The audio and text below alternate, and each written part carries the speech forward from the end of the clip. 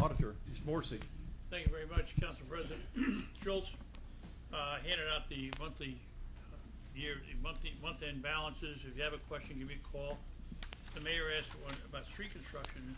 Remember last year we had borrowed money in that fund, so that's the reason you see that went down quite a bit. To kind of help the mayor a little bit, the parking lots that are being worked on downtown are being paid from CDBG money. Is that correct, or downtown revitalization? Excuse me, but it's not street construction money. And I would ask for your cooperation in approving items number. What do you got here? 6, 7, and 8. They've been under discussion for quite a while. You saw the demo, and I do appreciate the quote that came from ADS. It was very helpful in saving us some money, and I thank Nancy Haynes for getting that to me. That concludes my report. Thank you very much. Thank you. Law Director, Mrs. Eddy. Thank you, President Schultz. I just really wanted to update Council. The last couple of Council meetings that have been held, individuals from the public have stepped forward and talked about nuisance properties related to drug activity, etc. I wanted just to remind you and update you a little bit in that regard. We do have a program that I started a couple of years ago where we have started working with the county prosecutor as well as with Captain Hewitt of the police department, where we monitor drug convictions and take steps as we are able to with respect to properties. We do have property that we had boarded. Our resources, our limitations are a 1-year nuisance declaration from a court, and there are certain steps that have to be complied with in order to get to that point. We did take action on that. It was boarded. We are continuing to monitor and watch for other properties where we can take those actions, but there are certain steps that have to be met before we can do that. Just wanted to let you know we are continuing to watch that, and if we do see the right property in the right circumstances and feel all those steps have been met, then we will take the action that we have available to us, which is the nuisance and boarding up of the property.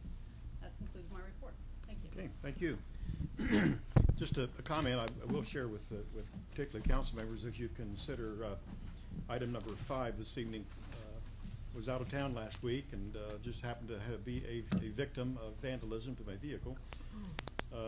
Interesting enough, the police officer responded, had the computer in the vehicle, and I had a chance to talk with him about that, and he advised me that it has saved their department hundreds of hours of manpower from having to go to the station to complete a incident report, whether accident or vandalism, whatever, because they can do it right in their vehicle, and it goes right into the system.